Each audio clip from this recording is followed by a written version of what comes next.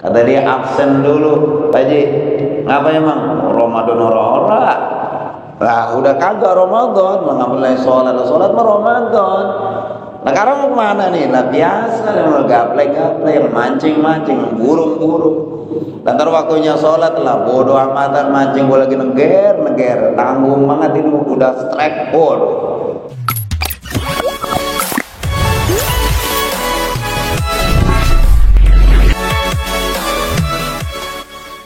Bismillahirrahmanirrahim. Assalamualaikum warahmatullahi wabarakatuh.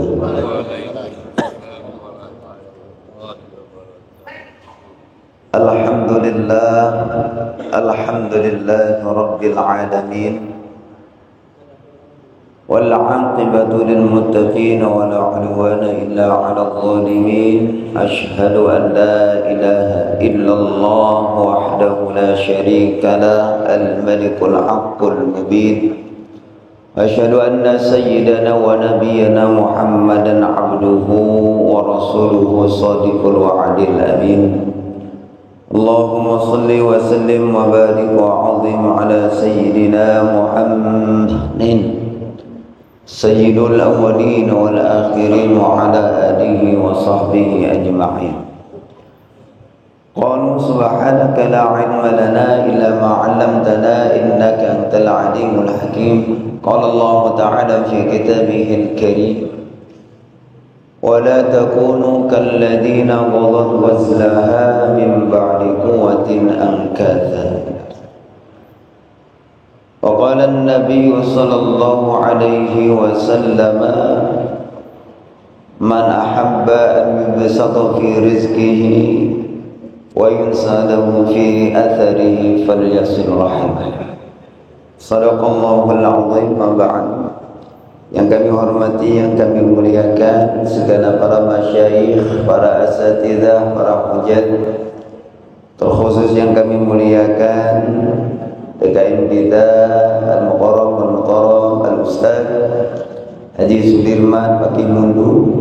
Kita doakan beliau diberikan sehat walafiat, panjang umur, mudah-mudahan senantiasa istiqomah dalam kebaikan.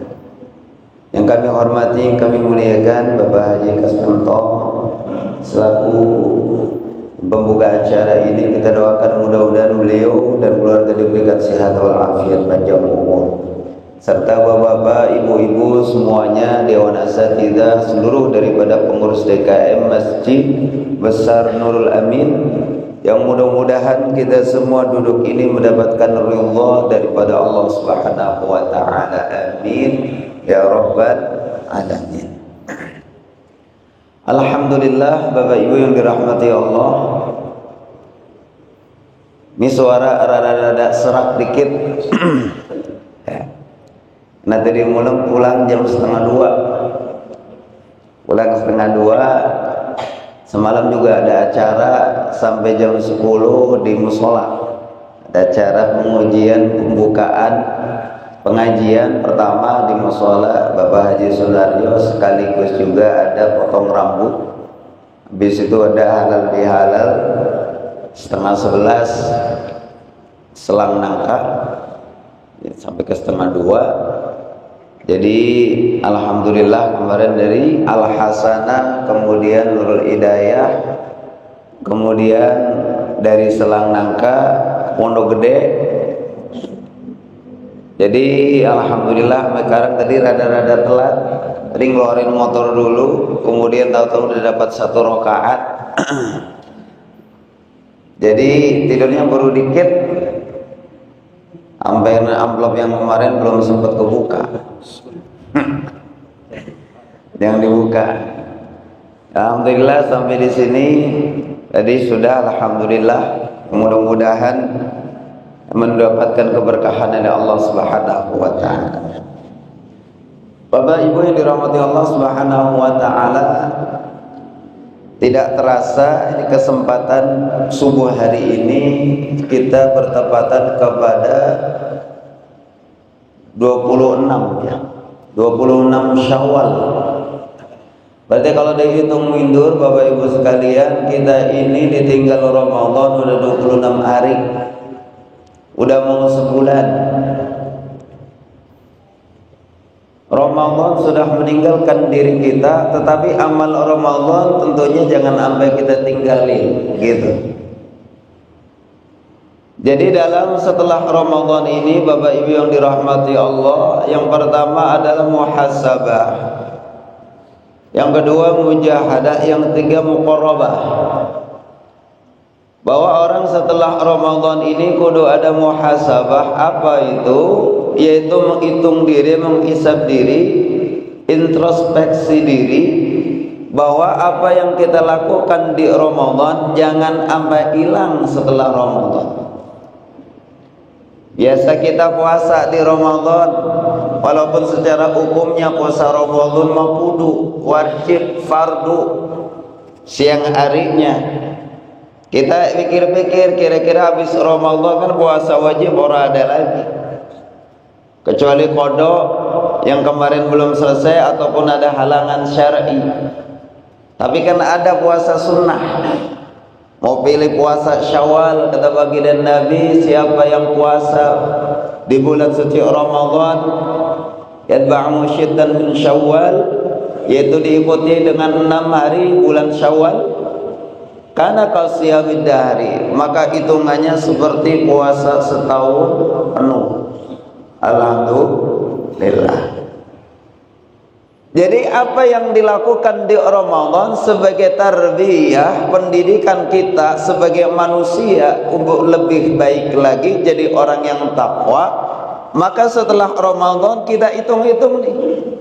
Kalau kemarin terawih Syawal maka gak ada terawih, tahajud masih ada. Kemarin ngumur-ngumur di bulan puasa maka ketemu witir, karena habis terawih langsung witir. Masa habis Syawal ini kita nggak ada witir? Boleh witir, biar kata 1 rakaat, mau pilih sebelum tidur atau nanti setelah tahajud, monggo. Dihitung lagi kemarin hatam Quran sampai berapa kali hatam Quran Bapak Ibu? Ramadan mah sampai 3 kali. Tiga kali di WA grup ada hatam. Kemudian di masjid ada lagi hatam, belum lagi grup keluarga, grup alumni, macam-macam, sampai 3 kali hatam Quran. Kata Imam Syafi'i, di Ramadan bukan 3 kali lagi, 60 kali. Siang harinya sekali, malamnya sekali. Sebulan itu Imam Syafi'i di Ramadan 60 kali. 60 kali balik hatam. Dari orang selang mah bukan bolak-balik khatam Quran. Qurannya dibolak-balik doang. Itu jamaah dirahmati Allah. Apa yang kita lakukan kita ulang kembali. Itu tandanya bahwa amalan-amalan Ramadan dibawa kepada kehidupan keseharian kita sampai ketemu Ramadan kalau panjang umur. Maka ini merupakan kesuksesan yang didapat di bulan Ramadan. Maka pada kesempatan ini jamaah ibu dirahmati Allah, ada 3 golongan manusia setelah Ramadan, yang mana 3 ini menjadi renungan bagi kita, di mana posisi kita daripada ketiga hal itu. Yang harapan kita semua tentunya menjadi berhasil dalam Ramadannya, jangan sampai gagal. Kita ini udah kebiasaan gagal di Ramadan, sudah sekian tahun Ramadan, tetapi tidak ada perubahan dalam kehidupan kita, terutama amal ibadah kita begitu aja. Padahal Ramadan baru kemarin sore, kita udah Syawal udah berubah. Maka kata ulama, yang pertama adalah golongan yang mana sukses Ramadan. Keberhasilan Ramadan tidak dilihat di Ramadannya, tetapi lihatlah setelah Ramadan. Golongan pertama ada orang yang sebelum Ramadan emang udah biasa sholat. Biar kata kadang-kadang belentang-belentong waktunya, kadang-kadang sesempatnya, tapi dia mak berani. Biar kata saya orang belangsak, biar kata kita orang susah, saya mau orang berani ninggalin sholat. Bener dia mah sholat. Biar kata baca Al-Qur'annya belum begitu bener, dia mah tetap belajar dan belajar. Biar kata kulhu, biar kata Yasin kebaca, dia mah emang itu doang yang dia biasa baca. Ini orang sebelum Ramadan mah biasa ibadah, biasa ke masjid. Ketemu Ramadan udah kayak ketiban emas. Emang ini yang ditunggu di Ramadan. Karena sholatnya yang kemarin dengan di Ramadan itu berbeda, kata golongan pertama ini. Sehingga dari awal, pertengahan, bahkan sampai akhir, makin habis Ramadan, makin kenceng, bahkan makin bersedih. Kenapa? Karena bulan Ramadan yang ditunggu itu adalah bulan besar, bulan agung, bulan istimewa. Ampunannya ada, maghfirahnya ada, rahmatnya ada, kebaikan-kebaikan itu numplek banyak di Ramadan. Sedekahnya mantepin, ibadahnya makin mantep. Yang tadinya mah wajibnya doang, ketemu Ramadan mah qobliyah ba'diyah kagak ketinggalan. Tambah lagi tarawihnya 23 plus witir. Belum lagi qiyamul lail, tambah lagi hajatnya, duhanya ketemu. Al-Quran yang udah taruh di atas lemari diambil lagi. Emak bapak pegang Quran, anak pegang Quran, sampai orang keduman Quran, karena masing-masing pegang Quran. Masya Allah.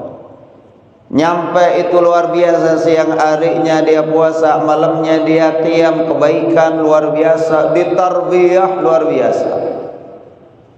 Pan kita mah kan diajarin kalau di Ramadan mah bahasa kita nih orang Selang bahasanya begini, yang udah kagak pernah masjid, ada yang ke masjid memang jarang-jarang, diajarin bener tuh 30-an, diajarin sebulan supaya kenal sama masjid, demen sama masjid, betah sama masjid. Biar resep ke masjid, digojlok itu dilatih 30 hari. Sebulan biar bolak-balik masjid, bolak-balik masjid. Digojlok baca Quran, biar kata belum danta, biar kata belum lancar, lihat orang baca Quran, dengerin baca Quran, di masjid-masjid ada Quran. Tersentuh hatinya untuk baca Quran, biar kata sepotong kita punya bacaan. Sebisanya alhamdulillah bisa baca, bisa atam sekali alhamdulillah, umur setahun sekali kita hatam. Jadi dia biasakan ke masjid, dia biasakan baca Quran, dia biasakan silaturahim, ketemu berkumpul di dalam kebaikan. Sampai akhir Ramadan meninggalkannya itu amalannya enggak hilang. Ibadahnya justru makin meningkat sesuai dengan bulannya. Bahwa bulan Syawal adalah bulan peningkatan. Irtafa'a, naik, abaikannya naik, amalannya naik, ya. Segala macam yang dianggap baik itu menaik dan menaik. Irtafa'a, naik. Kemarin qobliyah kagak, karena qobliyah rajin. Ba'diyahnya ada, baca Qur'annya, Yasinnya makin mantap, naik tuh. Kemudian yang kedua adalah istiqomah. Ibtida'il khair, dimulai dengan baiknya kebaikan. Makanya bulan Syawal mah di mana-mana nyunatan Syawal, ya. Nikahan Syawal. Sampai kita kondangan puyeng kalau di bulan Syawal, ngapa? Sehari sampai 4 kali 3 kali. Bukan puyeng waktunya, puyeng amplopnya. Atau habis lebaran amplop udah pada habis, kita kudu kondangan kagak enak. Sementara kondangan kita ngondangin kecil, kondangan kecil kita kagak enak, kebanyakan takut bures. Akhirnya begitu. Maka banyak kebaikan-kebaikan di bulan Syawal.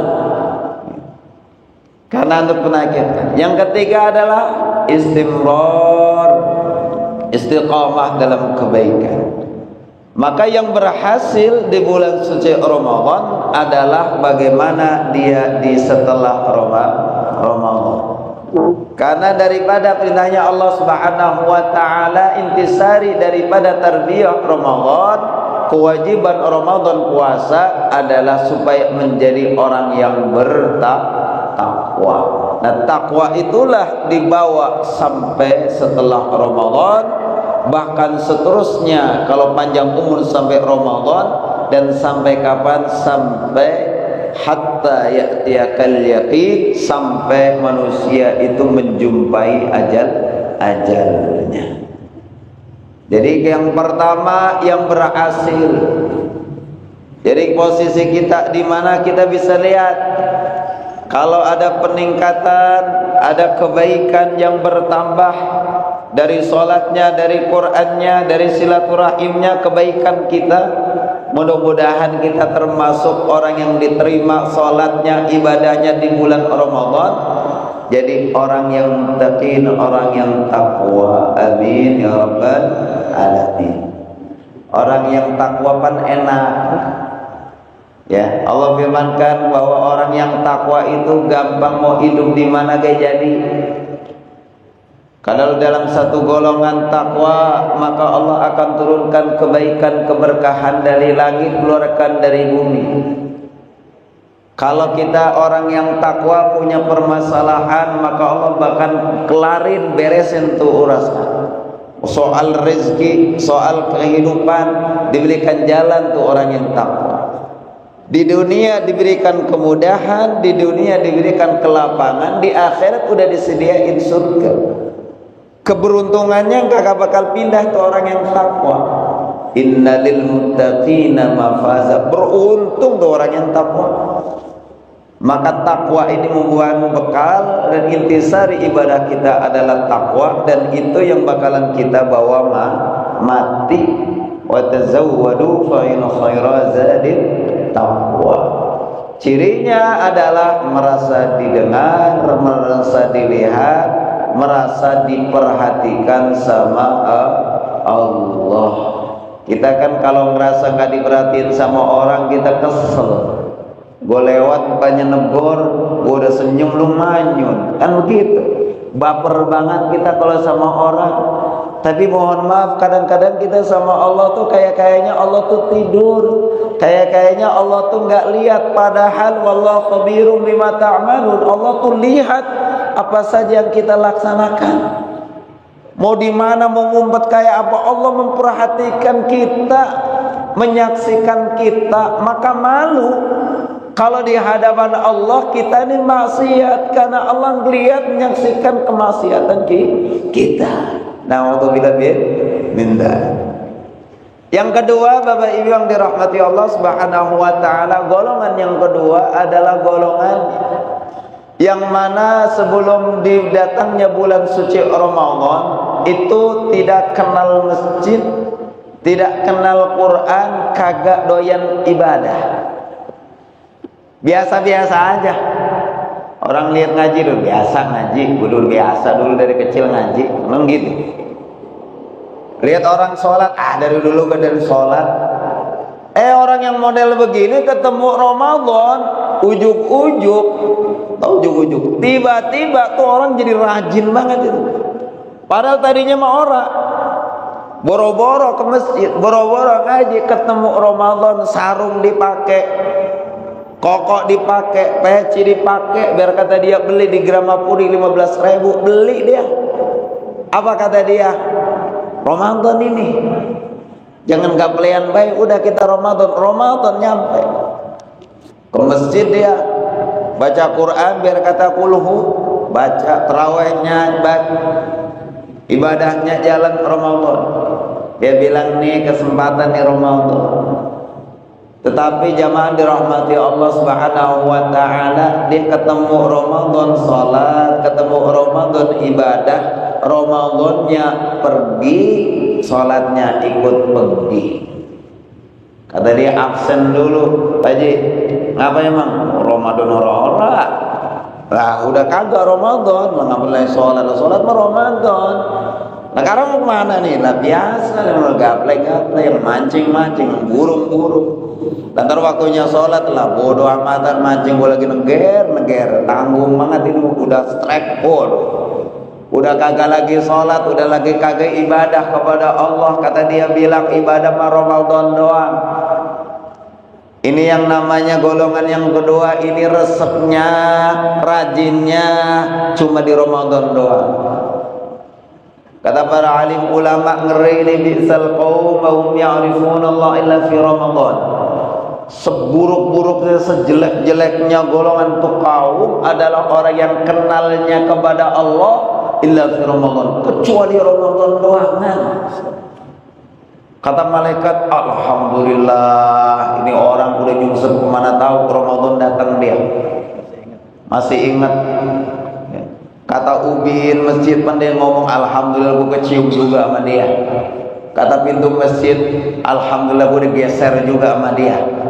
Kata keran yang di samping masjid buat wudu, alhamdulillah gue diputer juga sama dia. Tahu-taunya Ramadannya pergi, udah lagi kagak.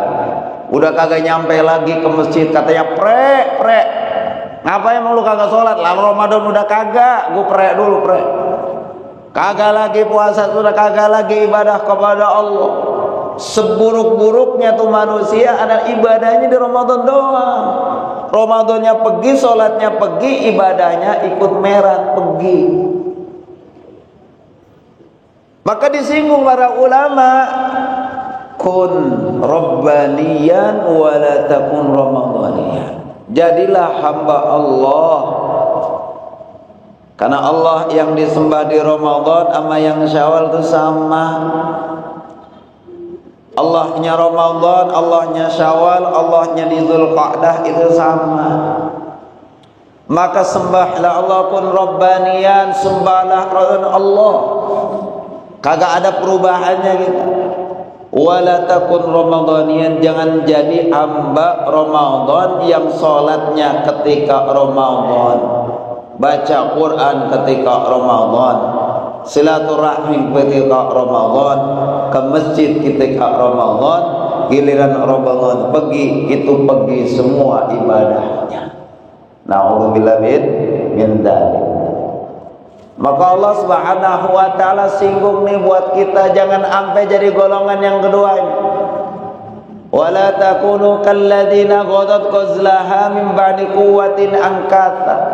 Diperumpamakan nih orang yang model begini adalah sebagaimana perempuan tukang tenun, ya, yang mana tenunannya udah beres, udah jadi. Ya, itu tenunan yang ditenun dengan sepanjang malam ditenun tuh perempuan nenun kain udah jadi, tahu-taunya diobrak-abrik lagi, ya. Hasilnya itu jadi berantakan, kusut, ya, setelah dia perjuangan berkait. Coba bayangin orang yang model begini, sebelum puasa dia maksiat, ketemu puasa dia ibadah. Pancakep lagi tuh. Ibaratnya mah taubatannya udah diterima oleh Allah, taubatnya. Cakep udah, malaikat udah pada resep lihat dia. Orang ge jangankan malaikat, orang ge udah resep tumben, alhamdulillah. Nyampe juga ke masjid, alhamdulillah, dalam kebaikan. Biasanya mah kalau kagak ngadu ayam, kalau kagak gaple, mohon maaf, kalau kagak madon, masya Allah. Ini udah tahu-tahunya ke masjid, alhamdulillah. Tapi ternyata keberhasilan itu setelah Ramadannya itu enggak dibawa. Itu ibaratnya orang yang sudah berjuang, kemudian perjuangannya itu habis begitu saja.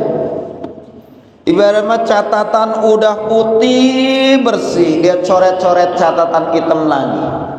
Tadinya mau udah taat cakep, dia balik lagi, bahkan lebih parah lagi. Maka orang yang seperti ini Ramadannya gagal. Kenapa? Karena dia bukan lebih baik lagi setelah Ramadan, karena dia coba-coba ibadah cuma di Ramadan, kemudian setelah Ramadannya hilang begitu saja. Kadang-kadang buat darah Ta'ala nggak nyangka Ya, kita nunjuk diri kita dan kita mak setelah Ramadan seminggu Ramadan itu makan sibuknya bukan main. Apalagi orang-orang daerah yang mudik, ya jangankan yang daerah, yang orang Jakarta kayak bingung mau kemana, mau ke pantai, mau ke gunung, mau ke curug, kan bingung tuh. Bocah udah pada libur, banyak bocah pengen jalan-jalan. Duit mah ada, kemana-mana postingannya, jalan-jalan ke sono kemari, ke sono kemari. Seminggu setelah Ramadan kita yang namanya puasa, itu yang di sinilah, di curug ini, di pesan ini, di segala macam. Mohon maaf, bukan enggak, kadang-kadang seminggu setelah Ramadan itu atau di bulan Lebaran itu kadang-kadang mohon maaf jalan-jalan mah jalan-jalan, tapi kadang-kadang sholat mah udah dikantongin lagi. Sholat zuhur, sholat asar udah kagak, boro-boro ngaji, udah kata meni jalan-jalan udah sebulan penuh. Gila kan di jalan-jalan orang tuh habis sebulan kita ibadah sujud, tahu-tahunya timbang seminggu doang habis ibadah kita. Naudzubillah min dzalik, yang berantem lagi, yang ucapan kotor lagi baik, yang sikut kanan sikut kiri kambuh lagi, yang berantem sama tetangga tambah gede lagi. Ternyata habis Ramadan itu dilakuin lagi, habis pahala kita. Sebagaimana orang yang nanun tadi tununannya diobrak-abrik, habis daripada kebaikan kita. Na'udzubillah min dzalik. Mudah-mudahan jangan sampai ya, jangan sampai kita ini buruk balik lagi model begitu. Yang ketiga adalah di luar Ramadan, di Ramadan bahkan setelah Ramadan kagak ngaruh. Ini lebih parah lagi. Jadi sebelum Ramadan mak dia mah orang brekele, orang murugul. Kalau kata kita mah orang bandel.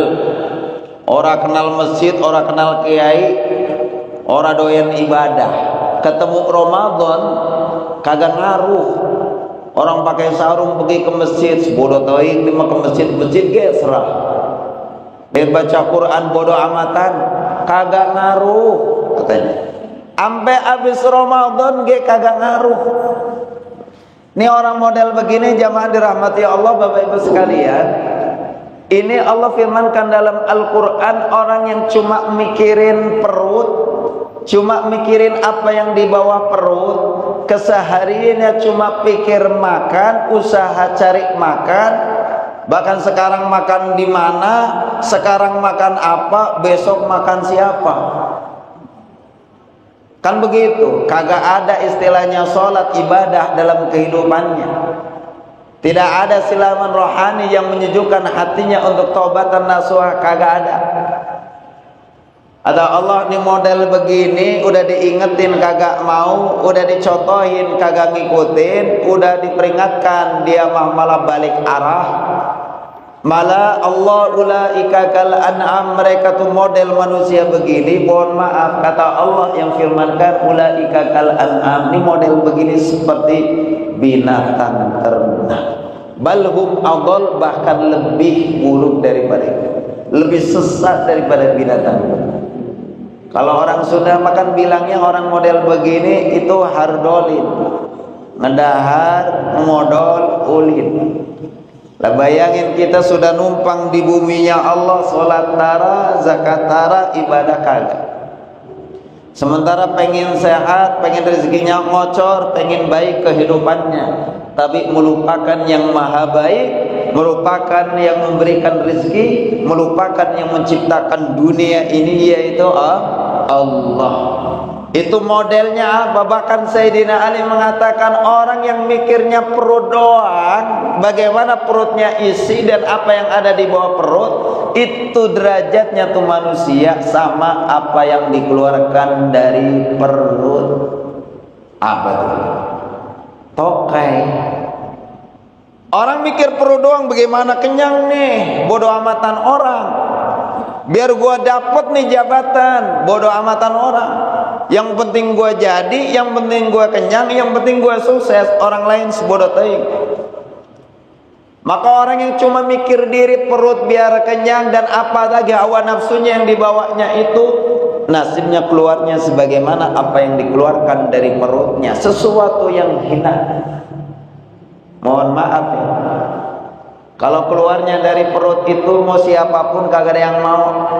Jangankan yang keluar dari perut, mohon maaf, cikal bakal ayam namanya telur, itu dengan cikal bakal manusia laku mana? Telur. Cikal bakal ayam, telur itu kemarin udah naik lagi. Ya, naik turun tuh telur. Kita mau bikin nasi goreng, kudu goreng telur. Sampai 28, sampai ke 33 kemarin. Telur tuh. Telur ayam, Ji. Lah kita mau makan telur itu beli kita. Telur ayam, cikal bakal ayam itu ada harganya bahkan mahal. Coba kita pikir telur orang. Siapa yang mau jual? Boro-boro. Kita punya kambing, mohon maaf, kambing atau kambing keluar kotoran. Itu kotoran kambing, itu kita garuk pakai cangkul, kita bawa di belakang ada pohon pisang, pohon paya. Ditaruh di atas itu pohon, itu jadi abuk dari pupuk buat tanaman manfaat. Jadi subur tuh tai kambing. Nah sekarang kita lah toke orang membuat apaan? Buat pupuk orang. Jangankan orang lain, diri kita nih yang ngeluarin ini. Kita kagak ada satu orang pun yang inget-inget. Kemarin dimakan di sederhana, kayaknya keluarnya habis subuh beda nih rasanya. Rada pedas murut, kagak. Sama baik, bahkan kita mah kagak mau lihat. Baunya kagak mau nyium, kita tutup hidung punya kita tuh. Kita lihat rupanya kagak mau lihat, ada kotoran. Coba. Nah orang yang mikirnya cuma itu, artinya hina betul orang yang numpang di bumi yang Allah tapi nggak ingat sama Allah. Karena memang manusia diciptakan untuk apa? Untuk Allah, artinya untuk ibadah. Wa ma khalaqtul jinna wal insa illa liya'budun. Masyaallah. Maka jamaah dirahmati Allah Subhanahu wa taala, ini ciri yang ketiga, jangan ampe. Tetapi alhamdulillah bahwa Allah itu Maha Penyayang. Allah Maha Rahim, Maha Ghafur.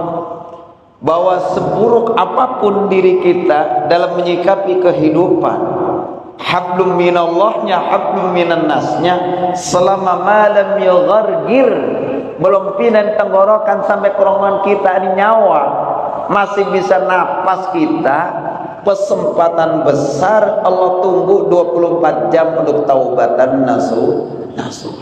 Kagak nunggu Ramadan, kagak nunggu Jumatan. Kapan kita ingat dan kita tersentuh, ya Allah, begitu bobroknya kehidupan saya, begitu jauhnya aku dengan ibadah mulai detik ini setelah pengajian Nurul Amin, ya Allah, dengar ada nasihat, saya kudu kembali kepada Allah, fafirru ilallah, lari kepada Allah. Kagak akan ditutup. Terima. Maka jamaah dirahmati Allah, bulan Syawal ini bulan perbaikan. Kita perbaikin diri kita, perbaiki hubungan kita kepada Allah, perbaiki hubungan kita dengan sesama. Ya, sholat mah sholat, tapi jangan sampai kita berantem sama tangga, kan kagak enak. Nanti kan jadi omongan, dia mau sholat doang, tapi sama tetangga pelit bener, kan kagak jadi. Sholat mah sholat, tapi mah kalau udah ketemu keluarin duitnya susah, mengadal pelit, 17 setan. Jangan. Maka aplikasi sholat itu ada di hablum minan nasnya kita.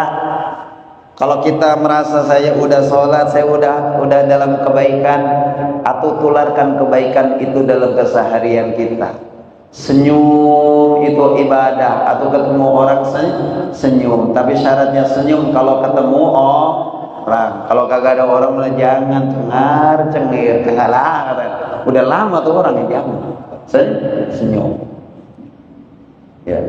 Menegur, memberikan segala macam apa yang kita lakukan dalam hablum minan nas kita lakukan. Itulah keberhasilan. Jamaah dirahmati Allah Subhanahu wa taala. 3 ini menjadi renungan bagi saya, bagi kita mudah-mudahan posisi kita, target kita di yang pertama, yaitu yang sukses dalam Ramadan. Siapa yang melestarikan ibadah Ramadan sampai setelah Ramadan? Sampai kapan? Sampai mati. Mudah-mudahan jamaah dirahmati Allah, Allah berikan kemudahan buat kita semuanya. Kita bisa ibadah kepada Allah, kita bisa menularkan ibadah kepada keluarga kita, bahkan tetangga kita, agar apa? Sebagaimana Allahumma hdina wahdi bina wahdinan nasa jami'a. Jadikanlah ya Allah, berikan hidayah daripada diri kami kepada keluarga kami yang lain. Orang lihat kita sholat jadi ketularan pengen sholat, orang lihat kita ibadah jadi pengen demen ibadah dari kita. Mudah-mudahan Allah berikan hidayah dan petunjuk, Allah berikan kekalkan hidayah yang ada dalam diri kita, dan senantiasa dibawa sampai mati. Amin ya rabbal alamin. Demikianlah kajian subuh ini yang sedikit, yang insya Allah mudah-mudahan manfaat buat saya, buat kita semuanya. Paling insya Allah didoakan di masjid besar Nurul Amin, mudah-mudahan makin berkah, makin makmur, jemaahnya, pengurusnya dan seluruhnya diberikan taufik dan hidayah ma'unah, supaya senantiasa memakmurkan masjid, senantiasa doyan sama masjid, dan mudah-mudahan kita sebagai orang yang dipanggil dan yang merupakan kendaraan melintasi jembatan Shiratal Mustaqim diselamatkan dan dimasukkan ke dalam surga. Amin ya rabbal alamin. Hadana Allah wa iyyakum ajma'in. Assalamualaikum warahmatullahi wabarakatuh. Waalaikumsalam warahmatullahi wabarakatuh.